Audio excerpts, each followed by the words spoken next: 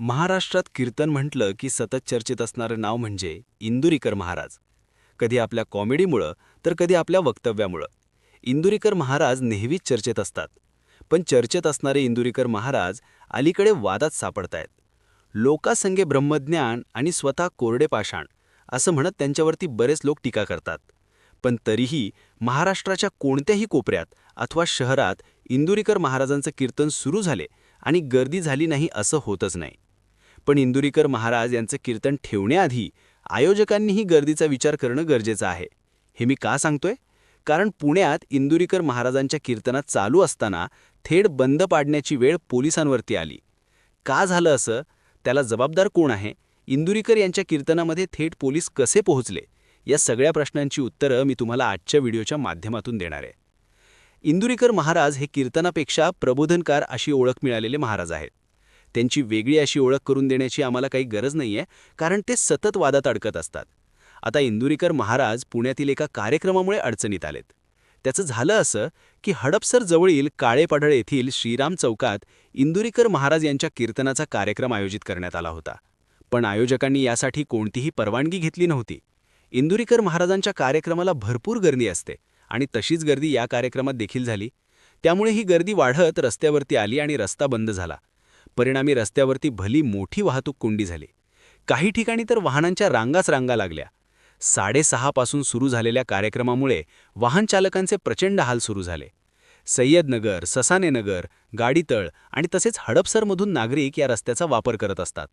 त्यामुळे काही वेळातच 2 ते 3 किलोमीटर अंतरापर्यंत वाहनांच्या रांगा लागल्या. यात शाळा सुटण्याची वेळ झाली असल्यामुळे स्कूल व्हॅन, रुग्णवाहिका देखील यात अडकून पडल्या. त्यामुळे संतप्त वाहन चालकांनी वाहतूक पोलिसांना फोन केला.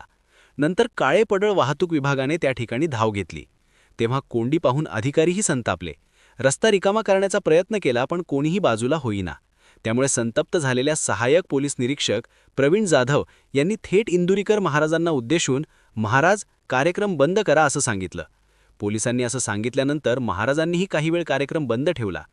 जाधव यांनी आयोजकांना धारेवर धरलं. कुणाच्या परवानगीने तुम्ही रस्ता बंद केला असा प्रश्न त्यांनी विचारला. त्यामुळे पोलीस आणि आयोजकांमध्ये शाब्दिक चकमकही झाली. त्यानंतर या पोलीस अधिकाऱ्यांनी हातात माईक घेत, कार्यक्रम जर व्यवस्थित सुरू राहावा असं तुम्हाला वाटत असेल तर रस्त्याची एक लाईन रिकामी करा असं म्हटलं. हडपसरपर्यंत रस्ता जाम झालाय, लोकांना जाण्या येण्यासाठी रस्ता रिकामा करा असं आवाहन केलं. महाराजांचा कार्यक्रम चांगला आहे, मी सुद्धा बघितला आहे. मी आणि महाराजांनी एकत्र जेवणही केलंय. त्यामुळे कार्यक्रम पुढे चालू ठेवण्यासाठी रस्ता मोकळा करावा असं म्हणत या पोलीस अधिकाऱ्यांनी विनंती केली. आणि त्यानंतर नागरिकांनीही पोलिसांच्या विनंतीला मान देत रस्ता रिकामा केला आणि काही कारणे हा कार्यक्रम पुन्हा सुरू झाला. याबाबत माहिती देताना काळेपडळ पोलीस विभागाचे प्रभारी अधिकारी प्रवीण जाधव यांनी सांगितलं की आयोजकांनी वाहतूक विभागाची अथवा स्थानिक पोलीस स्टेशनची परवानगी न घेता कार्यक्रमाचं आयोजन केलं होतं. श्रीराम चौकातील संपूर्ण रस्ता बंद करून हा कार्यक्रम सुरू होता. त्यामुळे संध्याकाळी 5:30 ते रात्री 9 वाजेपर्यंत हा संपूर्ण परिसर वाहतुकीची प्रचंड कोंडी झाली होती. या परिसरातील रस्ते जाम झाल्याचे मला अनेक नागरिकांनी फोन करून सांगितले. त्यामुळे या ठिकाणी जाऊन मी आयोजकांना कार्यक्रम थांबवण्यास सांगितले. कार्यक्रम 8 वाजता संपल्यानंतरही रात्री 9:30 पर्यंत वाहतुकीची कोंडी तशीच होती असं जाधव यांनी सांगितलं. असं म्हणत त्यांनी आयोजकांच्या अडचणी वाढवल्यात. दरम्यान या घटनेचा व्हिडिओ सध्या सोशल मीडियावरती प्रचंड मोठ्या प्रमाणात व्हायरल होत असून कीर्तनाच्या कार्यक्रमात वाहतूक नियोजनाअभावी निर्माण झालेल्या गोंधळाची चांगली चर्चा सुरू आहे. या वादात इंदुरीकर महाराज यांचा तसाच थेट संबंध नसला तरीही वादात अडकण्याची इंदुरीकर महाराज यांची ही पहिलीच वेळ नाहीये. आपल्या वादग्रस्त विधानांमुळे ते सतत चर्चेत आलेले असतात. माझ्या कीर्तनाच्या व्हिडिओ क्लिप्स यूट्यूबवर टाकणाऱ्यांची मुलं दिव्यांग जन्माला येतील, त्याचं वाटोळं होईल. माझ्या जीवावर आत्तापर्यंत 4,000च्या वर लोकांनी यूट्यूबवरून कोट्यावधी रुपये कमवलेत आणि त्याच लोकांनी आपल्याला अडचणीत आणलंय असं वक्तव्य त्यांनी केलं होतं. त्यात मुलांच्या वक्तव्यामुळे वाद निर्माण झाला होता. इंदुरीकरांच्या या वक्तव्यानंतर पुण्यातील दिव्यांग बांधवांनी त्यांच्या विरोधात तक्रार दिली होती. दिव्यांग कल्याण आयुक्त ओमप्रकाश देशमुख यांनी त्यांच्या तक्रारीची चौकशी करून दोषी आढळल्यास कायद्यानुसार गुन्हा दाखल करण्याचे आदेश पोलीस अधीक्षकांना दिले होते. एका कीर्तनात इंदुरीकर महाराज म्हणाले होते की स्त्रीसंग समतिथीला झाला तर मुलगा होत असतो, स्त्रीसंग जर विषम तिथीला झाला तर मुलगी होत असते आणि स्त्रीसंघ जर अशुभ वेळेला झाला तर होणारी संतती रांगडी, बेवडी आणि खानदानी मातीला घालणारी असते. याचा पुरावा विचाराल तर पुलश्च नावाच्या ऋषीनं कैकशी नावाच्या स्त्रीसोबत सूर्यास्ताला जाताना संघ केला, तर रावण, विभीषण, कुंभकर्ण जन्माला आले. आणि अदिती नावाच्या स्त्रीनं ऋषींसोबत पवित्र दिवशी संघ केला, तर तिच्या पोटी हिरण्यकश्यपू नावाचा राक्षस जन्माला आला. हिरण्यकश्यपूनं नारायण म्हणून संघ केला, तर भक्त प्रल्हाद जन्माला आला. या वक्तव्यामुळे त्यांच्यावर गुन्हा दाखल करण्यात आला होता. त्यामुळे तृप्ती देसाई यांनी देखील या वादात उडी घेत इंदुरीकर महाराजांच्या कीर्तनावर बंदी घालण्याची मागणी केली होती.